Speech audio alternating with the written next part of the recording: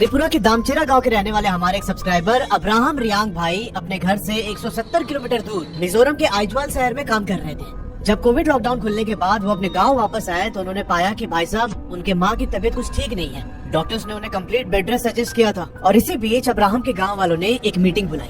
अब ध्यान से सुनना जो मैं बोलने जा रहा हूँ। कोविड के टाइम में दामचेरा गांव के ही एक बूढ़े आदमी की डेथ हो गई थी। अब्राहम उसे दादा बुलाते थे और वो उनके फैमिली के बहुत ज्यादा क्लोज हुआ करते। अब जब कोविड के टाइम उनके डेथ हुई तब लॉकडाउन और रेस्ट्रिक्शन के कारण गांव वालों ने उन्हें जलाने के बजाय पास के ही कब्रिस्तान में दफना दिया था। और फिलहाल आज के टाइम पर गांव वाले मीटिंग करके डिसाइड करते हैं कि हम उन दादा की बॉडी को जमीन से बाहर निकाल के उनका प्रॉपर अंतिम संस्कार करेंगे जैसे हिंदू रिचुअल्स में होता है। सारे गांव वालों ने हामी भर दी और ये सब लोग सीधा उस कब्रिस्तान की तरफ जाने लगते हैं जहां से दादा की बॉडी निकाल ली थी बाहर। जब ये बात अब्राहम की मम्मी को पता चली तो वो एकदम जिद करने लगे कि मैं भी दादा की बॉडी को देखने जाऊंगी, पर यहाँ डॉक्टर्स ने तो उन्हें बेड रेस्ट के लिए बोला हुआ है। यहाँ अब्राहम की मम्मी बार बार जिद करने लगती है कि मुझे भी लेके चलो, मुझे देखना है दादा को। और भाई साहब यही से एक ऐसे खौफनाक चैप्टर की शुरुआत होती है जिसे सुनने के बाद आपका खून ठंडा पड़ जाएगा एकदम। अब देखो, अब्राहम का घर नॉर्थ त्रिपुरा के दामचेरा विलेज में पड़ता है। ये बताते हैं कि हमारी फैमिली की आर्थिक स्थिति कुछ अच्छी नहीं रहती थी और इसीलिए मुझे 5वीं क्लास के बाद अपनी पढ़ाई छोड़नी पड़ी। मैं इधर उधर पापा के साथ उनके काम में हाथ बटाने लगा। अब जब अब्राहम 17 साल के हुए तब उन्हें रियलाइज हुआ कि यार मुझे शहर जाके कुछ काम करना चाहिए जिससे मैं अपने परिवार को फाइनेंशियली सपोर्ट कर सकूं। अच्छा, एक चीज समझना कि अब्राहम एक क्रिश्चियन फैमिली से बिलोंग करते हैं और इसी दौरान अब्राहम एक चर्च के अंदर मिजोरम से आए हुए एक टूरिस्ट से मिलता है। उसकी थोड़ी अच्छी बातचीत हुई और बाद में उस टूरिस्ट ने उसके लिए मिजोरम में ही एक काम का इंतजाम कर दिया। अब्राहम अपने गाँव से 170 किलोमीटर दूर मिजोरम के आइजवाल शहर पहुँच जाते हैं काम करने के लिए। अब कुछ ही महीने हुए थे अब्राहम को शिफ्ट हुए आइजवाल में। यह अपना ईमानदारी से काम कर रहा था और इसी बीच कोविड की महामारी चल पड़ती है। हर तरफ लॉकडाउन हो गया और इसी लॉकडाउन के बीच एक दिन अब्राहम को उनके पापा का कॉल आता है गांव से। फोन पर उनके पापा ने गांव के एक दादा के डेथ की न्यूज दी अब्राहम को। अब एक चीज समझना कि जिन दादा की डेथ हुई है वो हिंदू फैमिली से बिलोंग करते हैं, पर अब्राहम की फैमिली उनसे बहुत ज्यादा क्लोज, मतलब एक तरीके से वो अब्राहम के एक्सटेंडेड फैमिली मेंबर थे। अब्राहम को बड़ा दुख हुआ, वो कैसे भी करके अपने गाँव पहुँचना चाहता था, पर भाई लॉकडाउन के रिस्ट्रिक्शन के कारण अब्राहम अपने गांव नहीं जा पाया। उसे इस बात का बहुत ज्यादा मलाल था अंदर से। अभी अब्राहम इस दुख से बाहर निकले भी नहीं थे कि इसी बीच उनके पापा का फिर से कॉल आता है कि जिन दादा की डेथ हुई थी उनके बेटे भी अब इस दुनिया में नहीं रहे। अब ये सुन के अब्राहम एकदम टूट जाता है, पर मजबूरी ऐसी कि भाई वो इतना चाहते हुए भी गांव नहीं जा पा रहा था। अब्राहम एकदम बेचैनी से वेट कर रहा था कि कब ये लॉकडाउन खुलेगा और मैं अपने गांव वापस जाऊंगा। और फाइनली 3 महीने के बाद वो टाइम आता है। जब अब्राहम अपने गांव वाले घर पहुंचे तब उन्होंने पाया कि भाई इनकी माँ की तबीयत बहुत ज्यादा खराब है। अभी हाल ही में उनके पेट के अंदर कुछ प्रॉब्लम हो गई थी जिस कारण उनको ऑपरेशन करवाना पड़ा। डॉक्टर्स ने अब्राहम की माँ को एकदम कंप्लीट बेड रेस्ट सजेस्ट किया था। उनकी माँ बहुत कमजोर हो रखी थी और थोड़े थोड़े टाइम पे उनका बीपी भी डाउन हो जा रहा था। इनके घर वाले अब्राहम की माँ को लेकर बहुत परेशान थे। अब इसी दौरान दामचेरा गाँव के निवासी एक मीटिंग बुलाते। मीटिंग में उन लोगों ने डिसाइड किया कि चूंकि दादा और उनके बेटे हिंदू धर्म से बिलोंग करते थे और लॉकडाउन में रिस्ट्रिक्शन के कारण उन्हें दफना दिया गया था, तो अब गांव वालों ने सोचा कि उन दोनों की बॉडी को बाहर निकाल के प्रॉपर क्रियाक्रम करें अच्छे से, एकदम जैसे हिंदुओं में अंतिम संस्कार होता है। अब होता यह है कि दादा और उनके बेटे के क्रियाक्रम में पूरा गाँव इकट्ठा हो गया।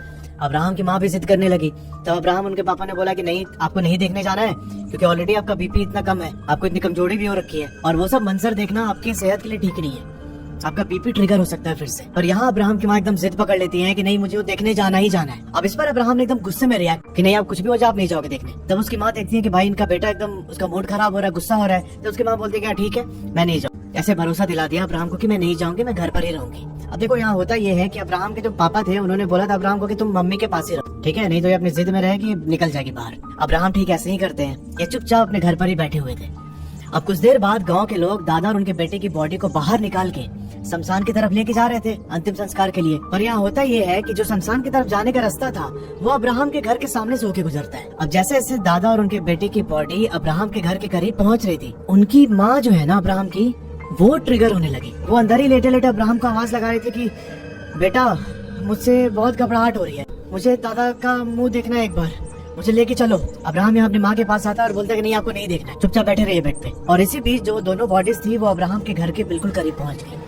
अब्राहम यहाँ अपने घर से बाहर जाके सिर्फ एक बार उनको ऐसे देखना चाहते थे। अपने घर से कुछ दूर खड़े होकर अब्राहम उनकी बॉडी की तरफ देखने लगे और भाई तभी ये नोटिस करते हैं कि पीछे से इनकी माँ दौड़ के इनके करीब पहुंच चुकी। तो अब्राहम को जोर से पकड़ लेते हैं और बोलते हैं कि बेटा प्लीज एक बार मुझे दादा की शक्ल देखने, तो मुझसे नहीं रहा जाएगा ऐसे। अंदर से मैं ऐसे महसूस कर रही हूँ कि दादा मुझे अपने करीब बुला रहे, कुछ एनर्जी खींच लाई मुझे घर से बाहर, प्लीज मुझे एक बार दादा की शक्ल देखने थे। और ये बोल के अब्राहम की मम्मी एकदम सिसक सिसक के रोने लगती है। तो अब्राहम बोलता है कि चलो ठीक है देख लो, पर एक बार देख के तुरंत अंदर चली जाना। अपने बेटे से मंजूरी मिलने के बाद अब्राहम की माँ सीधा उस दादा के बॉडी के पास जाती है और भाई जैसे ही उन्होंने दादा की शक्ल देखी ना, वो एकदम डर गई। दादा की शक्ल बहुत ज्यादा खराब और एकदम डरावनी हो रखी थी।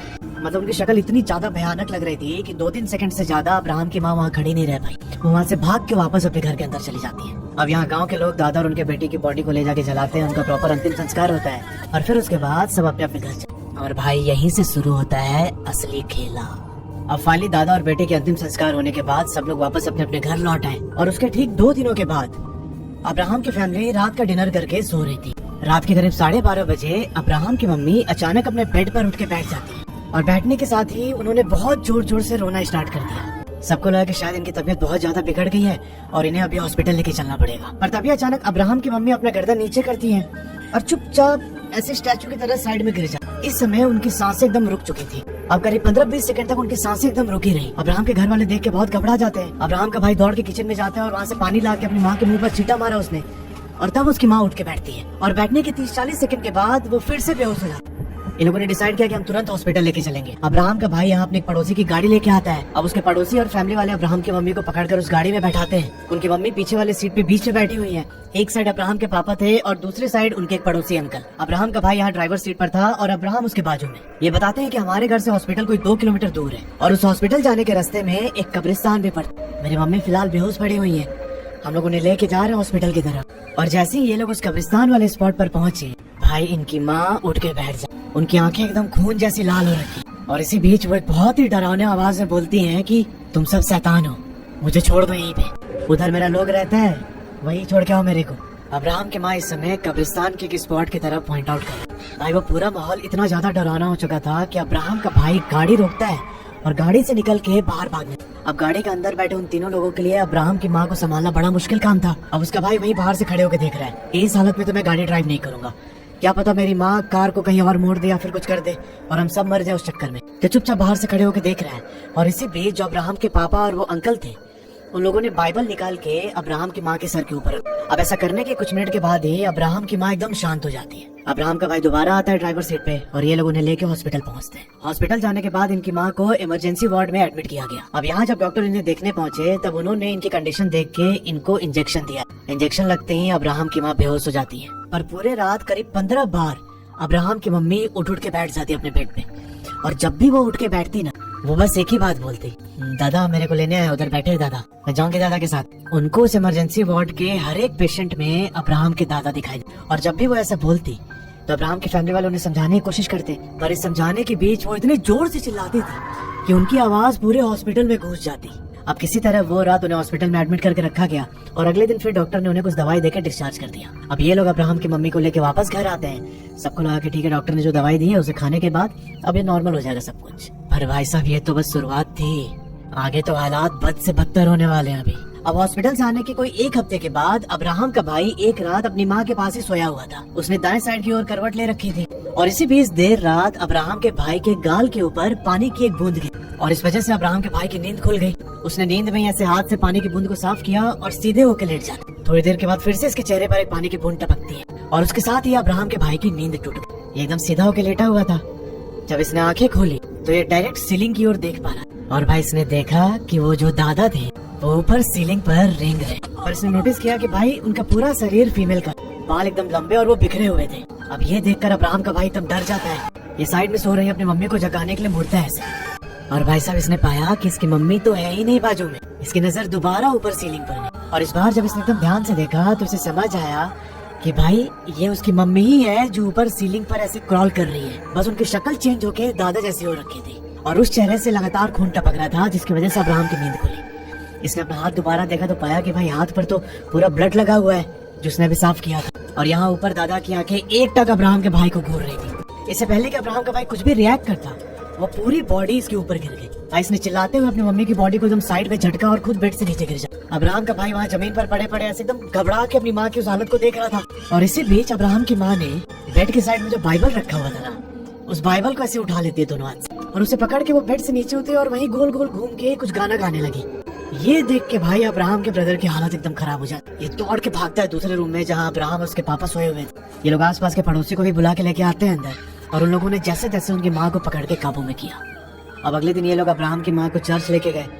वहाँ पर जो फादर थे उन्होंने प्रार्थना वगैरह की पर कोई फायदा नहीं। फिर इनके गाँव में किसी ने सजेस्ट किया कि वो किसी पंडित को जानते हैं उनको आप जाके दिखाइए एक बार। अब अब्राहम का परिवार क्रिश्चियन था, ये लोग रजिस्ट कर रहे थे पहले कि नहीं हम ऐसे कैसे जाके दिखाएं, पर हालत इतनी ज्यादा खराब हो चुकी थी कि इनके पास कोई भी ऑप्शन नहीं था। इन लोगों ने अब्राहम की माँ को पंडित जी से दिखाया, पंडित जी ने अपना पूजा वगैरह की, 2 दिन तक सब कुछ ठीक रहा। पर भाई साहब फिर से वही सारी चीजें रिपीट होनी शुरू हो गई। रात को इसकी माँ उठ के बैठ जाती और सब लोग ने एकदम डर जाते थे उनकी माँ का वो रूप देख। इसके बाद इन लोगों ने अलग अलग 5-6 पंडितों से दिखाया, पर कोई भी फायदा नहीं होता। अब धीरे धीरे इस चक्कर में इनके पैसे भी फूक रहे थे और तब अब्राहम के फैमिली ने एक बहुत ही कठोर डिसीजन लिया। इन लोगों ने अब्राहम की माँ को जंजीर से बांध के रखना शुरू कर दिया घर में। अब्राहम बताते हैं कि भैया इतनी हालत खराब हो चुकी थी कि हमें हर रात गांव से किसी न किसी को बुलाकर वहाँ पहरा देना पड़ता, क्योंकि जंजीर बंधे होने के बाद भी पता नहीं किस तरीके से मेरी माँ अपने शरीर को एकदम लूज करके वो जंजीर खोल लेती और खोल के पूरे घर में भागने लगती। बाइबल वहाँ सीने से लपेट के एकदम अजीब तरीके से डांस करने लगती और ना वो अकेले में दीवार के पास खड़े होके किसी से बात करती थी। जब हमारा जंजीर में बांधना भी काम नहीं आ रहा था, इसलिए हमने पहरा लगाना स्टार्ट कर दिया। अब यहाँ एक और गौर करने वाली बात है कि दिन के टाइम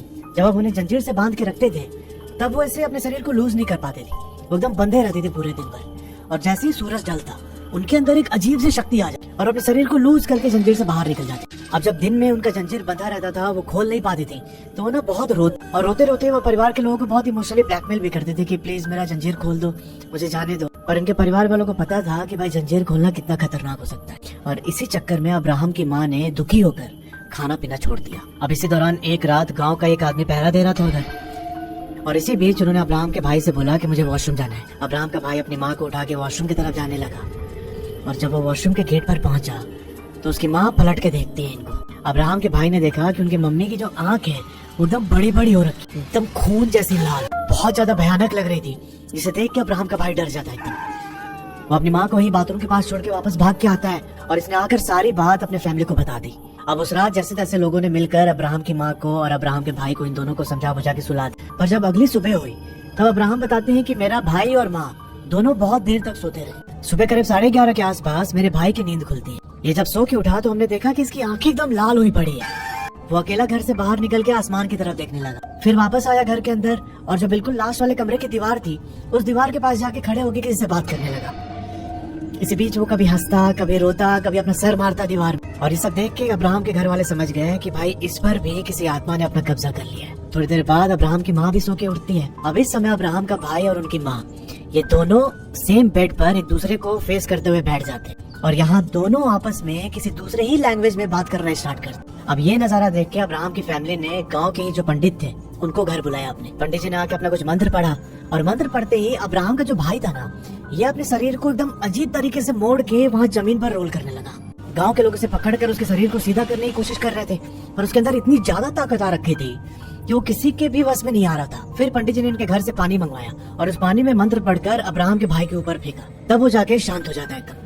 पर अगले दिन फिर से वो सारी चीजें स्टार्ट हो जाती है। इसका भाई और मम्मी दोनों ऐसे बैठ के आपस में बात करते। अब ये चीज अगले 3 सप्ताह तक चलती रही। इनके घर वालों ने अब अब्राहम के भाई को भी जंजीर में बांध कर रखना शुरू कर दिया। अब इसी बीच इनको असम के एक तांत्रिक के बारे में पता चलता है। वो तांत्रिक इनके घर आते हैं, घर आके उन्होंने अपना पूरा क्रिया किया और उसके बाद वो वापस। अब उस क्रिया के अगले ही दिन दोपहर का टाइम था, अब्राहम का भाई जिस जंजीर में उसे बांधा गया था उस जंजीर को तोड़ता है। ये तोड़ के सीधा भागता है वॉशरूम की तरफ और वहीं पर ना एक चाकू रखी हुई थी। वो चाकू उठा के अपने एक उंगली काट लेता। उंगली काटने के बाद जो खून निकल रहा था उसे पीने की कोशिश करने लगा। भाई साहब यहाँ अब्राहम और उसके पापा दौड़ के गए उसके पास और अब्राहम के भाई को पकड़कर हॉस्पिटल ले गए। अब वहाँ हॉस्पिटल जाके डॉक्टर इसकी मरहम पट्टी करते हैं और उन्होंने उसके पापा से बोला कि इनकी दिमागी हालत ठीक नहीं है, आप लोग जल्दी कुछ कीजिए, नहीं तो कुछ भी कर सकता है, किसी के भी जान ले सकता। अब्राहम के भाई को वापस घर लाया गया और कुछ दिनों के बाद जो वो तांत्रिक क्रिया करके गए थे वो दोबारा इनके घर पर आते हैं। इस बार ये अपने साथ एक मटके में पानी लेकर आए थे। उन्होंने अब्राहम के पापा को बोला कि ये पानी रोज रात को, मतलब सूरज ढलने से जस्ट पहले, अब्राहम की मम्मी और उसके भाई